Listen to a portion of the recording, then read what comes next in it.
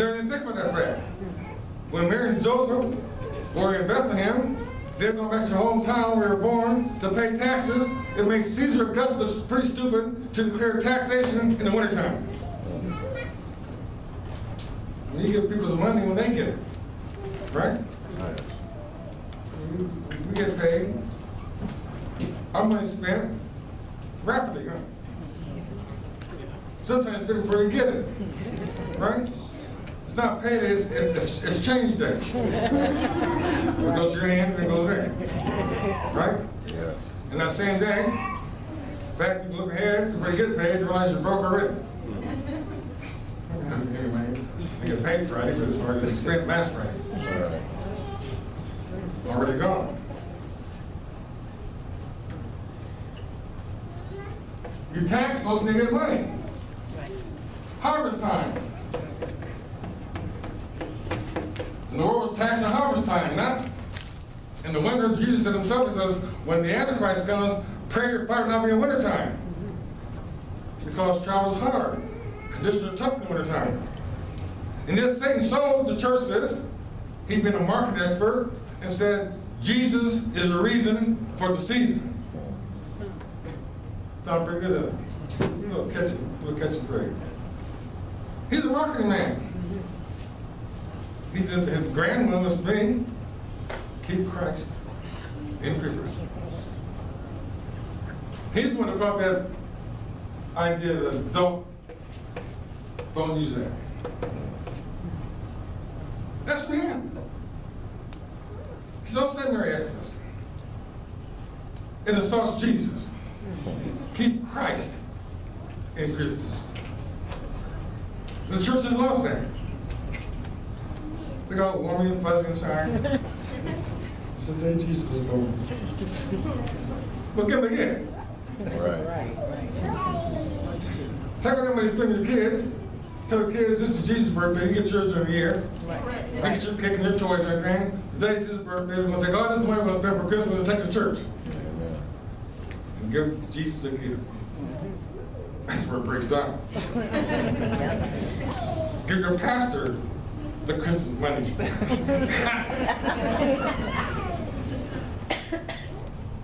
That's the big one. The next one, though, is where we're going right now. Easter. Turn on your Christian station on TV today. Turn your TV on the radio, rather. KTYM, you know what? KJLH. They call today Resurrection Sunday. All over the place. And all the Christians that call in, they call and just thank God for getting up from the grave on this Easter day. But you see, disciples and followers of Jesus, they have no idea when he died or when he got up. Somebody just said so. And I think you can't pull me up. I believe that he got up on Easter Sunday. And it's Wednesday. Jesus taught in parables. He taught in parables to those who had eyes and see not, ears that wouldn't hear. He taught in parables to keep them lost. But God's not going to condescend to Satan's idea. You're going to go to Satan's truths and be deceived. That's right. He'll help you. You got a clear picture of that in our text. Chapter 20. Chapter over. The first day of the week cometh Mary Magdalene early, when it was yet dark, unto the sepulchre, and seeth the stone taken away from the sepulchre. What did God do here? We went through this Wednesday night. He gives the details on the crucifixion day. The last verse, 42. There laid they Jesus, therefore, because the Jews' preparation day for the sepulchre was not at hand. And he leaves you with the idea, let's have love for the truth, he leaves you the idea that he died on Friday. Pastor was on Friday. And Satan jumps on and stamps his approval and has a day called Good Friday. Now we know he died on Friday. Now, anytime participants in Satan's world close business and money doesn't flow, that's a big deal. It's a real big deal. And that's one day, those of you in the workplace, you still get half a day on Good Friday?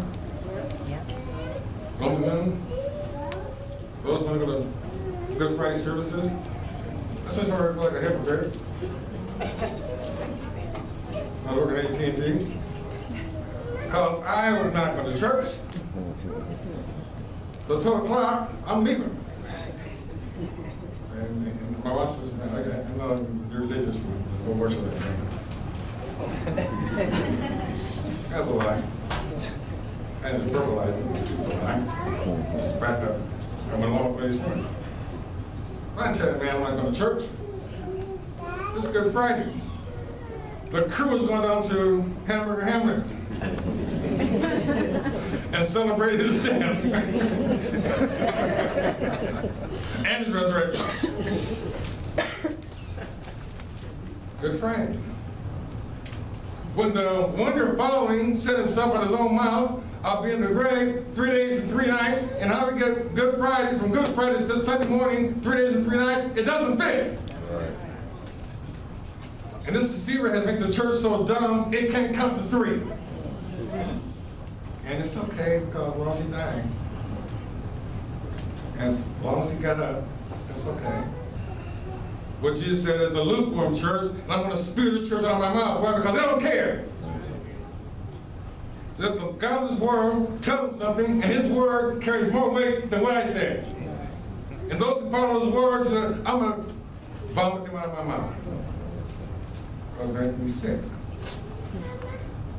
You looked at, I got the times that you guys, I'm ignoring, okay? When I got started late, I might just preach at 3 o'clock. Straight through. Amen.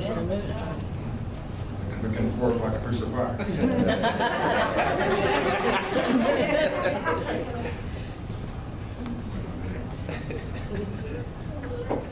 Well, the Christmas thing again.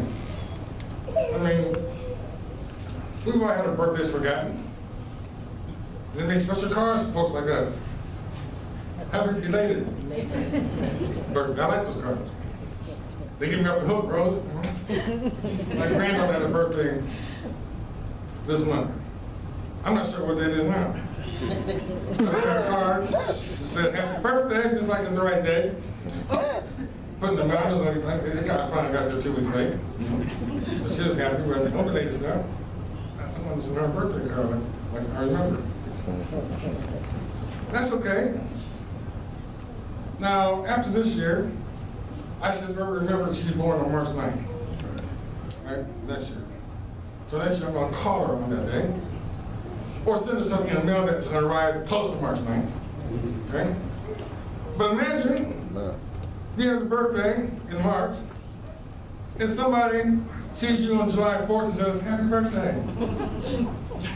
You say, well, thank you, but that's not possible. I got your card, I'll get the card. Is it money in? No, I'm not born. I wasn't born July 4th. I was born March 9th. Oh, okay. Make it real clear to me. Then next year, July 4th, here they come. The card. Happy birthday. That's a little problem. They're not quite right. So I'm going to just bear along here.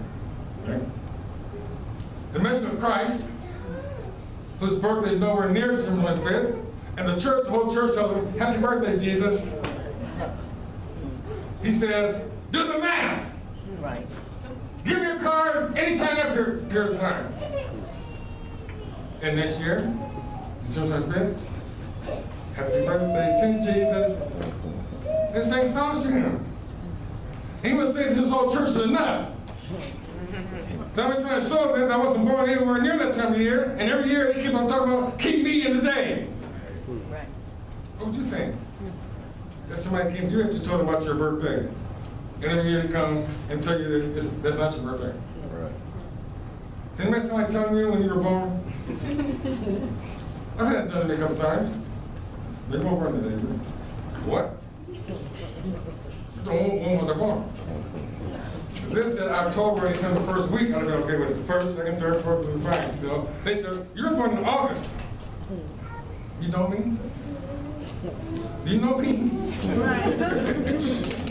Huh? How dare you tell me when I was born? Like I don't know. And they're judges of Jesus. That's okay. Not only that, we got a picture of him. On our wall. And somebody comes to the house, man. That's Jesus. Suppose Jesus came. Picture that. He walks in and says, I got your picture of you, Jesus. That's there? No reason at all. He said, that's not me.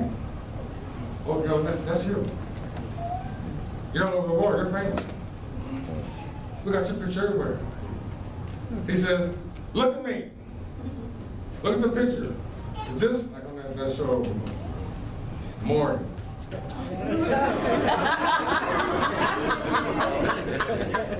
So the picture was, some of them looked at the picture and said, yeah, you are the dad. We got a test those. Kendall might look at the test, you're the dad. You got a big nose, baby got a big nose. You got bald eyes, baby got bald eyes, and now you're crying, and that's you. I can picture somebody who in the Old Testament, when he gave his law from Mount Sinai, he said you heard a voice and saw no form. Right. God has never shown himself. He said you heard a voice speak from the mountain and saw no similitude. I kept myself faceless, and when Jesus Christ came as the express image of God, he kept his face unknown. He was still for a painting. First painting of Jesus came out over 300 years after he died. So whoever painted that picture had no idea what he looked like.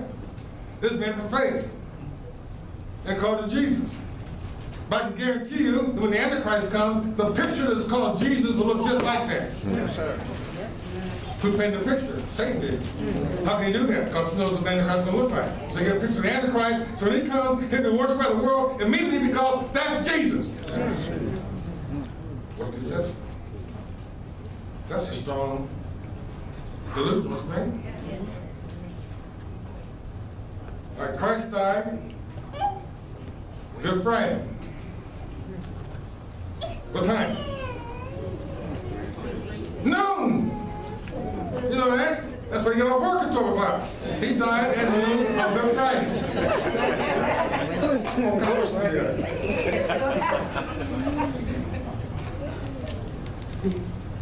There's some questions.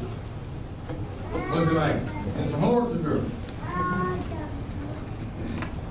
Let's see if you did it. What time did the Sanhedrin court meet to try Jesus? And who was in charge of the meeting? Anybody? Caiaphas. When did they meet? At night. Very good. When their court was over, let's go back there and get the real issue. In the court meeting that called the church of that day at Judaism, Caiaphas, the high priest, officiating like this is going to understand what the real deal about Jesus is. Okay? We know he was crucified not for any crime he did. Right. He's the only person in history, a notable person in history, was crucified for who he was. Not what he did. His whole trial centered on who he was. The high priest. And you know the Bible's not give a complete transcript of the whole trial. They're in trial for several hours that night. But it gives you the highlights of it. What did the high priest say? Art thou the Christ? What is God saying to us? That is the issue about Jesus, who he is. So I said a lot lot of churches preach about Jesus every Sunday and never preach about Jesus. They preach about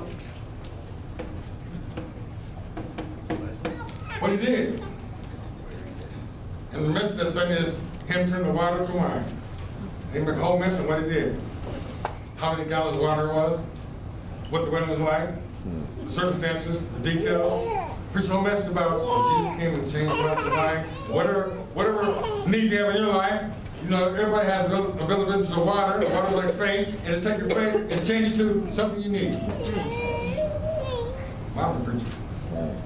Sounds good. Your folks in the background is, you know, at that point, you're clapping your hands. They're standing praising Jesus. Because he changed water to wine. Something that he had never done, by the way, had his mother not pushed it. She said they had no wine. His mother's trying to promote her son. She was something special. And Jesus said, her son said, woman, what have I to do with thee? Right. This ain't my wedding. I'm not getting married. I'm a guest like you. If they're out of wine, too bad. But he did it anyhow.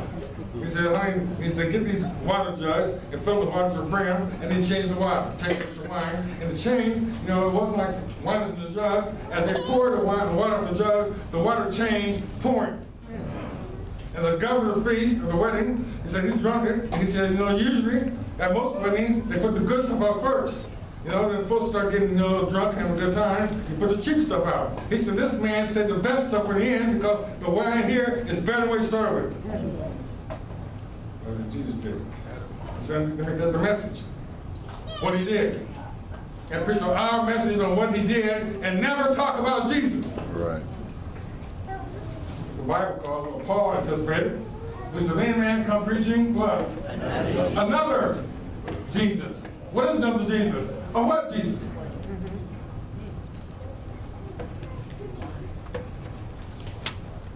Why he did it. Today's mission will be on why Jesus had Peter catch a fish. He had to pay the taxes. I know the story. He had to pay the taxes. And so that Jesus is not rich, like preachers are today. The apostles weren't rich. When it came to pay their taxes, they didn't have any money. And Jesus said to Peter, he says, Peter, tell me something. When people receive taxes, when governments take taxes, do they take taxes of their own people or from foreigners? And Peter said, from foreigners. He said, nevertheless, so we don't offend him. He said, go down to your fishing bank and catch a fish. When he catches, open his mouth up, and has some coins, some silver coins in his mouth. Go catch that fish, go pay taxes. Now, that's God there. I'll make you my fishing buddy. Because he knows where that fish is going to be, Right. when it's going to be there. There's a certain fish up in the river that's got money in his mouth. Go catch that one. Right. And he did. They paid the taxes. That became the message. Why they did it, and how you knew that there's going to be money there, and whatever money problems you have, touch of Jesus, because he knows how to get it to you. Right. In terms of blessing and prosperity message, is something Jesus never preached. What he said, if any man be my disciple, let him deny himself and take up his cross and follow me, and you have treasure in heaven. Yes. Yes. What's another Jesus preaching? Come to me and you get blessing and prosperity here and now. Life will get better here and now. God never promised that. Jesus didn't promise that. Jesus down here says, he who was rich became poor, that you through his poverty might become rich. He was rich over there, came down here was poor. So he's saying to you, down here you're going to be poor, you get rich up there and you come back to me. And this has been totally changed around. Malcolm to Christ is experiencing prosperity. We're supposed to prosper. What did Jesus say? Those whom I love, and the last year's Revelation said, those whom I love, I'm going to rebuke and chasten. I'm going to make your life tough. How? Why? So I can keep you. Because once you get blessed, God loses him. Right? Yes. How many think get paid this week? It's not your payday. So you two are going to pray a little more. I prayed getting here today. Left home. I knew I had some gas. I got the driver shut the car. It was on the meter. It was on the range. It was on zero. Okay, I'll be on zero, so I have a gas in that problem. Look at the meter. It's up past the red.